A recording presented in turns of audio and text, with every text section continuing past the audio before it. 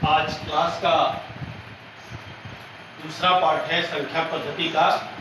मुझे उम्मीद है कि सभी बच्चे पहली वीडियो को देखकर अति प्रसन्न हुए होंगे और ये दूसरा वीडियो जो संख्या पद्धति का पार्ट बचा हुआ है उसके बारे में प्यारे बच्चे हम डिस्कस करते हैं।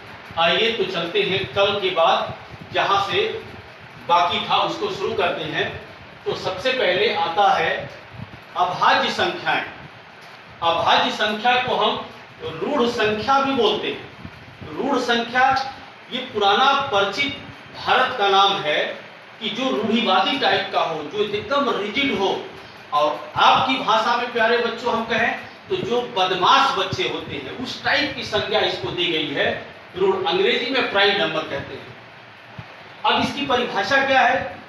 जो स्वयं से और एक से विभाजित हो जाता है वो अभाज्य संख्या कहलाती है। एक से यानी एक अंक एक से और जो स्वयं से विभाजित होती है उसे हम अभाज्य संख्या कहते हैं। अब हमारे परिषद के बच्चों को सबसे बड़ी समस्या होती है, वो समझ नहीं पाते हैं कि इसको कैसे समझा जाए।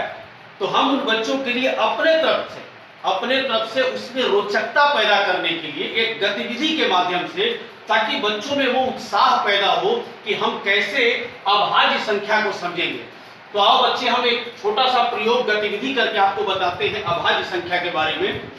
जैसे मान लो कि आपके गांव में 10, 20, 50 बच्चे होंगे और आप सभी जानते हो कि गांव में कुछ बच्चे ऐसे होते हैं जो बहुत दुष्ट होते हैं, बहुत बदमाश होते हैं। किसी को पीछे से मार के भाग जाएंगे, कुछ किसी का तोड़ देंगे, और कुछ बच्चे बहुत अच्छे होते हैं, कुछ थोड़े से अच्छे होते हैं। तो उसी माध्यम से मैंने यहाँ आपको समझाने का प्रयास किया है कि कुछ बच्चों को हमने लिया है, आपके गांव के ये सब बच्चे हैं, और इन बच्चों का क्रम रख दिया मैंने 1, 2, 3, 4, 5, 6, 7, 8, 9, 10, 11 और भी तमाम बच्चे हो सकते हैं। अंकों के माध्यम से हमने समझाया है।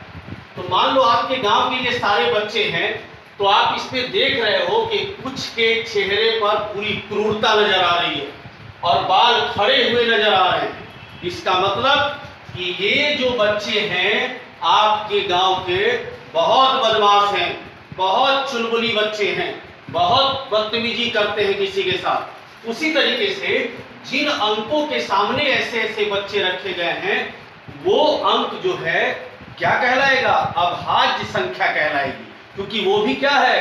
बहुत रूढ़ी टाइप के हैं।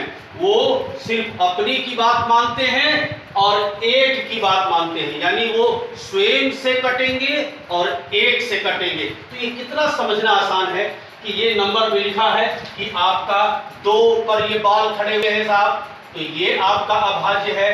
3 अभाज्य है। ये बेचारा सीधा साधा मासूम है, यानी ये नहीं है। ये भी देखो पूरा तांडव कर रहा है, ये भी है। ये सीधा साधा है, ये भी देखो तांडव कर रहा है। ये सीधे है बेचारे, और ये आपका ये इस तरीके से आगे और भी चलेगा, और भी आगे चलेगा। हम छोटा सा एक उदाहरण देके आपको बता रहे हैं कि ये 2, 3, 5, 7, 11, इसके आगे और भी आएगा 13, ठीक है, आपके आगे 17, 19, तमाम ऐसी संख्याएं। एक छोटा सा प्रयास कि कैसे आप गतिविधि के माध्यम से समझोगे कि अभाज्य संख्या क्या है। अब बच्चों के दिमाग में एक कौतूहल आ रहा होगा कि अरे भाई, एक के बालक के ऊपर तो मुकुट बना हुआ है, क्या कारण है? तो इसलिए कि एक क्या है? एक को राजा समझो, एक को आप अभाज्य संख्या नहीं कह सकते, क्योंकि ये सिर्फ अपनी मर्जी का मालिक है। ये सिर्फ अपने से विभाजित होगा और किसी संख्या से इसको विभाजित नहीं किया जा सकता। जैसे मान लो 1 में 2 का भाग देंगे तो ये पूरा पूरा नहीं जाएगा, 1 में 4 का भाग देंगे पूरा पूरा नहीं जाएगा, लेकिन 1 में 1 का भाग चला जाएगा, 1 में 1 का भाग चला जाएगा। इसलिए ये राजा है, तो एक विशिष्ट संख्या होगी, ठीक ना? एक विशिष्ट संख्या होगी। ये आपका है एक क्या है, ये अभाज्य संख्या नहीं होगी, क्योंकि ये केवल अपने से कटता है और किसी से नहीं कटता। और बाकी क्या परिभाषा है इसकी, जो संख्या स्वयं से और एक से कटे वो अभाज्य संख्या है। तो बड़े आसानी से इस गतिविधि के माध्यम से रोचकता के कारण आप समझ सकते हो कि अभाज्य संख्या क्या है। अब आती है भाज्य संख्याएं।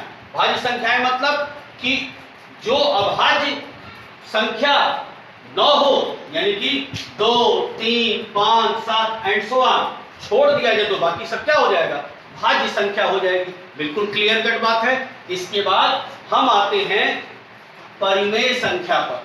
अब परिमेय संख्या जो होगा, परिमेय संख्या, अपरिमेय संख्या, उसको अब अगले वीडियो में हम डालने का प्रयास करेंगे।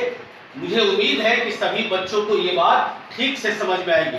सभी बच्चे ध्यान दें, कोरोना में बिल्कुल पास सट के नहीं खेलना है, खेलने से बचना है, इसका ध्यान रखना होगा। बाहर जब बहुत जरूरत हो तभी निकलना है। धन्यवाद।